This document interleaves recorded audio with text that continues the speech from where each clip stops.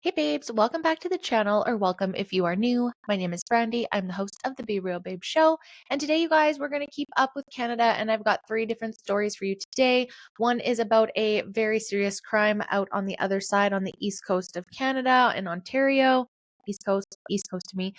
And then we're going to be talking about our credit score as a nation with Canada's newest budget that came out recently.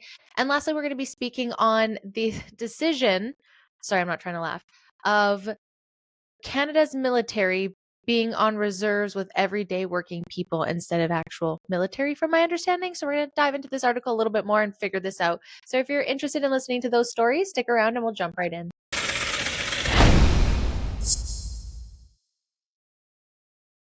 Okay, babes, three different stories today. We're going to do the budget one, we'll do the crime one, and then we'll end it with the military soldier public servant situation that's going on here, kind of sandwiched in the worst one of them. So as we all know, that the budget came out recently for the Liberal government, and as per usual, we're going to be in a huge $1 billion deficit to the Decepticons as again. And now we're going to talk a little bit more about our credit rating and is that going to affect it. This is from the Financial Post, so hopefully they're somewhat being balanced in their and neutral in their thoughts, but let's see together. So Mark Carney's federal budget could turn up pressure on Canada's credit rating, Fitch warns. Rising fiscal spending and debt burden have weakened the country's credit profile, says rating agency. So this was published on November 13th. As I mentioned, I am in currently as a post in Hawaii, and so I'm doing this a bit early, so might be a little bit behind. There might be some new updates to this, but let's see for now what this is saying. So Fitch Ratings Incorporated is warning that Canada's finances face a potential slippery slope, says one economist. There's a lot of concern, especially the fact that the deficit stays relatively big. The trajectory for federal debt remains relatively high. Charles St. Arnaud, chief economist at credit union Albert Central. I think Fitch is probably more worried that it could be a slippery slope, St. Arnault said. Fitch maintained its ratings for Canada as AA plus stable following the budget release on November 4th, while Moody's rating and S&P Global rating maintained the country's AAA debt ranking. Fitch's rating is lower because it downgraded Canada's debt during the pandemic in 2020. While Canada's rating is broadly stable, persistent fiscal expansion and rising debt burden have weakened its credit profile and could increase rating pressure over the medium term. This may be exacerbated by persistent economic underperformance caused by tariff risks and structural challenges, including low productivity. Ugh. However, rising deficits and debt to gross domestic product (GDP) ratio appears to rankle the agency. Fitch said the expected federal deficit of $78.3 billion in 2025-2026 fiscal year, or 2.5% of GDP, will overshoot its prior outlook for a deficit of $70.4 billion or 2.1% of GDP. The agency said that raises a general government deficit, which includes all levels of government, to a 3.3% GDP, higher than the AA medium of 2.3%, and substantially higher than Canada's pre-pandemic deficits, which averaged 0.4% in the 2 decades prior to 2019. But Canada isn't in any imminent financial danger, Fitch said. Well, thank goodness, because none of that, I don't know, sounds good. But again, like regular everyday Canadians, we're not seeing billions of dollars, so it's always very alarming when you see those numbers when you'll never see $1 billion in your life. Money mindset. I'm not supposed to say that, right? I'm going to see $1 billion in my life. Canada can withstand an economic and fiscal shock at this rating level. But that being said, there's definitely weakness on the fiscal side. But higher and higher deficits and debt levels increasing, so that puts some downward pressure on the profile. Joshua Grundledger, director of Sovereign at Fitch, said. Fitch also estimated Canada's general government debt to GDP ratio will rise 91.8% in 2026 and 98.5% in 2027, compared to 88.6% in 2024 and nearly double the AA rating medium of 49 points. The agency expressed doubt about Canada's ability to rein in its federal deficit to GDP ratio, given that the Canadian government has a track record of upward deficit revision with subsequent budget updates consistently worse than prior projections. For example, the federal government broke through 3 fiscal guardrails established in the 2024 fall economic statement, capping the deficit at $40 billion, reducing deficits and reducing the debt to GDP ratio. In the latest budget, the debt to GDP ratio is forecast to rise 42.4% and 43.1% in 2026 and 2027, respectively, rather than declining to 41% as laid out last year in the FES. St. Arnault said he would like to see Fitch comment on Prime Minister Carney's use of deficit spending to increase productivity over the long term. For example, much of the announced spending is destined for infrastructure, defense, and housing, while the government is trying to spur $500 billion in private investments through the use of business tax credits. So helping now to generate more potential growth later might actually improve your long-term sustainability, that being having too much restraint now and actually falling short in productivity and potential growth later. Grundler said Fitch recognizes the spending announced by Carney is targeted at capital projects meant to improve productivity rather than going to, say, consumption or increased wages. In the sense, the tone of the budget is distinct from Justin Trudeau's years, he said. That being said, the devil is always in the details, including whether the spending increases productivity, where the money goes, and what it actually does. Parliament still has to pass Canada's budget, which I'm pretty sure, when was it published? November 13th. I thought they already approved that budget, so maybe they're a little behind in that, but super, super, super interesting. I will say that the numbers seem to be worsening with each cycle. We don't obviously think that this unto itself is cause for downgrade, and it's still a very strong credit profile. Really? And again, like, is that what people just think about our credit profile? Well, people are not like, they're like, oh, GDP and these percentages, all these bank, it's like, people aren't able to eat food, man. The food banks are overwhelmed. The homeless is overwhelming. Like, I know people are supposed to look at numbers, but do we look at people? Do we look at the state of the country when we look and say these things? Or we just put numbers up and we're like, oh, well, things aren't that bad, that we can withstand this. I don't know that we can withstand worse, you guys. I really, really don't. Speaking of worse, let's go over to Ontario for a home invasion. Now, I know a lot of Canadians are concerned about these catch and release situations where criminals are getting out all the time. They seem to be penalizing everyday regular people versus criminals over guns and things like that. Now, this article comes out on November 12th, so again, a little bit late time posting to when it's coming out, so there could be updates, but so far in this article, let's go over what happened here. So 5 people have been charged, and a 16-year-old boy is wanted in connection with a fatal home invasion in Vaughan back in August. Officers were called to a residence on Andretta Drive near Major Mackenzie Drive and Highway 27 around 1 a.m. on August 31st. When they arrived, they found 46-year-old Abdul Alim Farouki suffering from life-threatening injuries. He was pronounced dead at the scene. Investigators allege a group of individuals arrived in a Honda CR-V that was stolen days before in Toronto. The suspects then allegedly forced entry into the home, and with one of the suspects carrying a firearm. During the home invasion, Farouki was fatally shot. The suspects then fled the scene. York police said the motive for the alleged robbery was for monetary gain, and they do believe the incident was targeted. On the morning of November 10th, search warrants were executed at 3 residences in Toronto and Mississauga. 4 people were arrested. Amir YM Mohammed Abdumid, 26, of Mississauga, has been charged with first-degree murder along with several charges including robbery with a firearm, and was also charged of breach of probation. 3 other suspects who were also arrested, Chosen Roshan Philip, 25, of Toronto, and 2 16-year-olds allegedly operated the stolen vehicle that was used to flee the scene. They have all been charged with possession of property obtained by a crime over $5,000. 16 years old? Question, why are 16-year-olds hanging out with 25-year-olds and 26-year-olds? I mean, obviously we don't know the sex or what, but I hope, like, what are we doing? What are we doing? We should not be hanging out with people that are 9 to 10 years older than us at that age. I get some people, like, not even at that age, because you're 9 years. No, when you were 18, you were 9 years old. No, there's absolutely no. Maybe it's family, I don't know, but just 16, not that anybody's watching at 16, but as someone who was stupid at 16 and hung out with someone in their 20s, just don't do it. It never leads to good things. A 34-year-old from Toronto, Javon St. Patrick McNairn, I'm so sorry if I butchered that, was also charged with accessory after the fact of robbery with a firearm. Forget it. You're a criminal. I don't. Sorry. York Regional Police Chief Jim McSween said the case once again highlights how police chiefs across the country, myself included, remain adamant that changes need to be made to the justice system. Here, Chief Jim. A 16-year-old is also wanted for first-degree murder in connection with the incident, among other charges.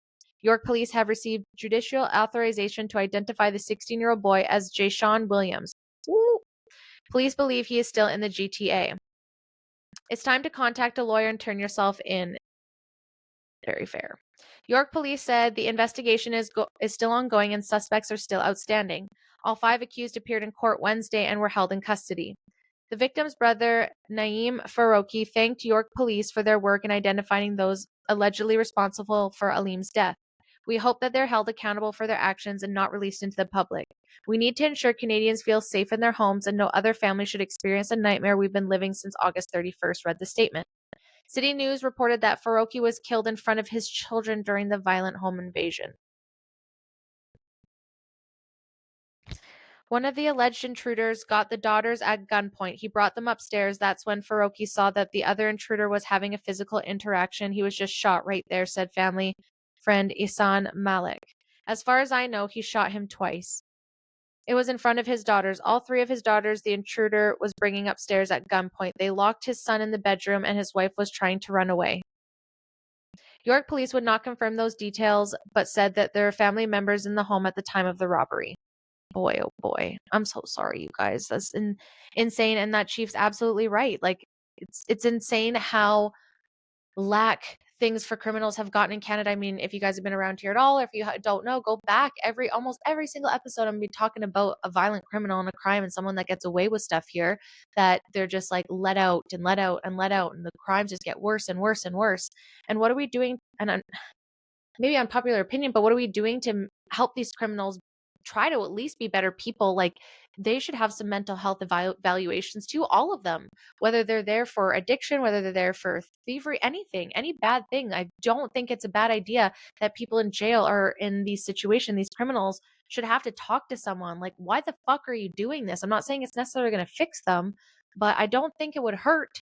But just, maybe throwing them, and they should go in jail, but just throwing them, and that's that, not teaching them, not trying to get to the root cause of why they're a piece of shit. Like, I think that would be helpful, just personally. But anyways, here's another terrifying situation that I kind of caught on to here. I'm not sure how far this will go, and I'm not sure if we ever have to worry about this, but if we're ever in war, these are things that I worry about. Top soldier has second thoughts about recruiting public servants for reserves. Chief of Defense Staff General Jenny Kerrigan, Chief of the Defense Staff General Jenny Kerrigan, sorry if I butchered that, had faced public backlash and questions about her plan.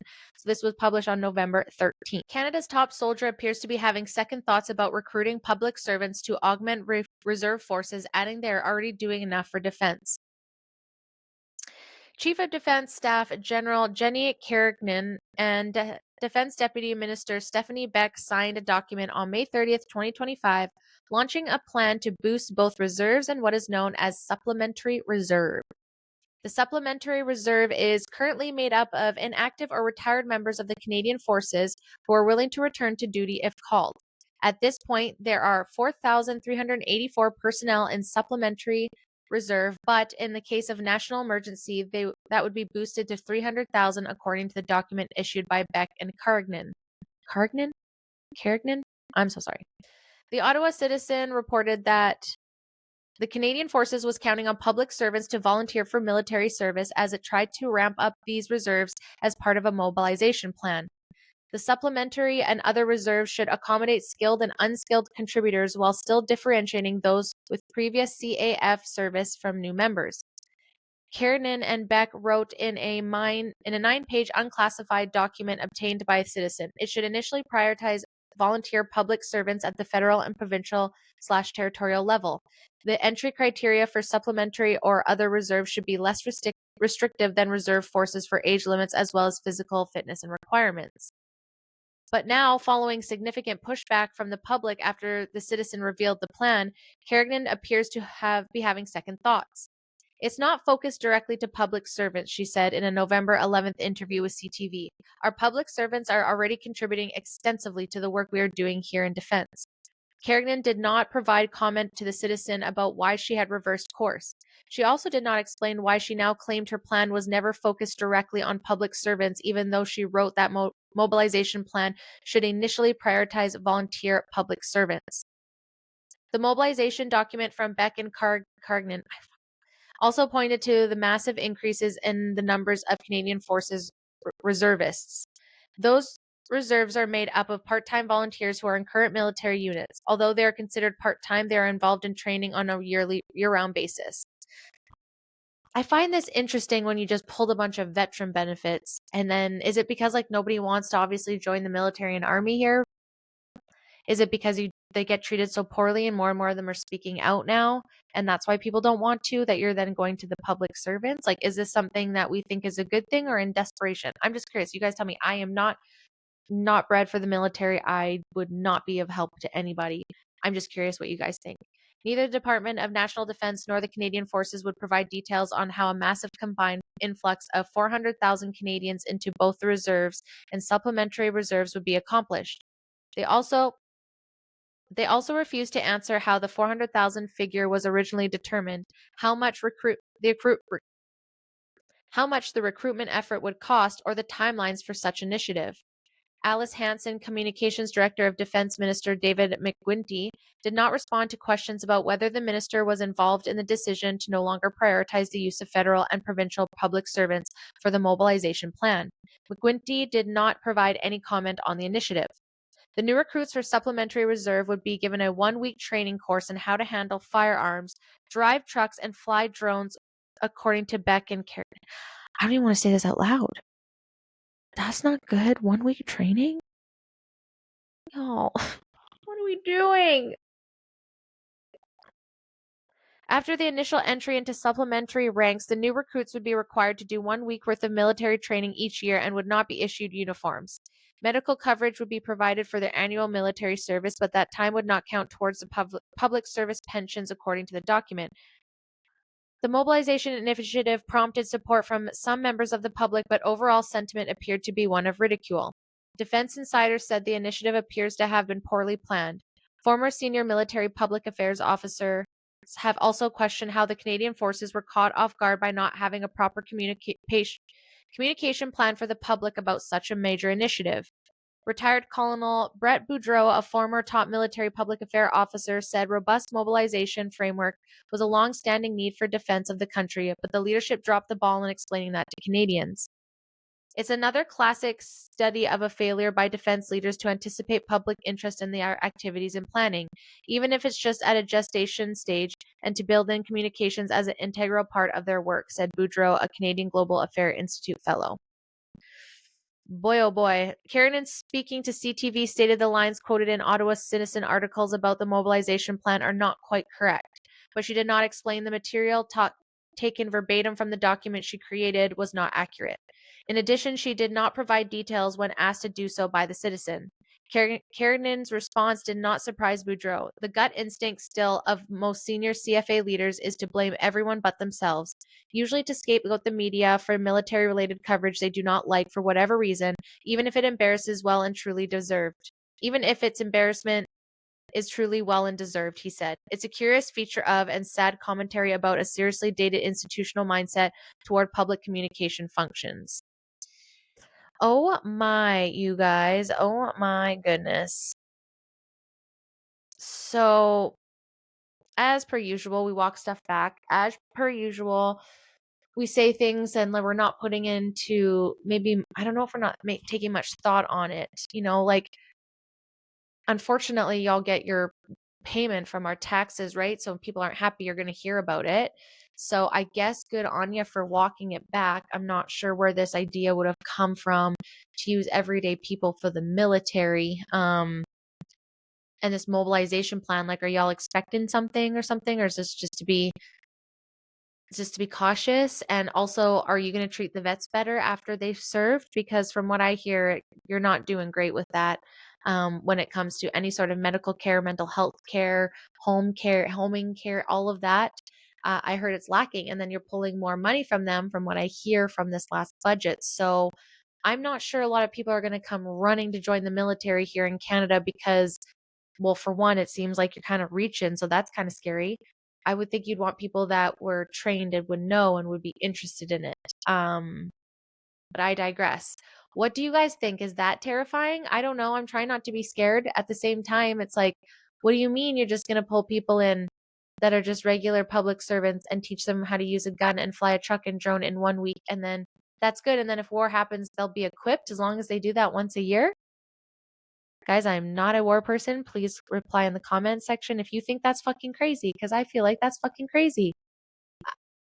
But I digress. I'm not the one going to war, so maybe this is how it happens. I don't know. You guys tell me. But thank you guys so much if you've stuck around to the end and you're listening. These are a little bit shorter this week just because, again, like I said, I'm trying to get some things posted so I can enjoy my time in Hawaii. I hope you like this episode. Don't forget, every Mondays we're back here with Keeping Up with Canada. On Wednesdays, we've got Internet Insanity. And Fridays, we've got the podcast on Apple, Spotify, Rumble every Friday with amazing guests. You can find me also on social media at the Be Real Babe or the Be Real Babe podcast on Instagram or TikTok, or you can email me at the BeRealBabe@hotmail.com if you want to be a guest on my podcast, or if you just have a topic you want me to cover. I would love to hear from you. Thanks again, guys, and I'll see you in the next episode. Bye. Thanks for watching. Make sure to like, subscribe, and turn on notifications. Until next time, bye.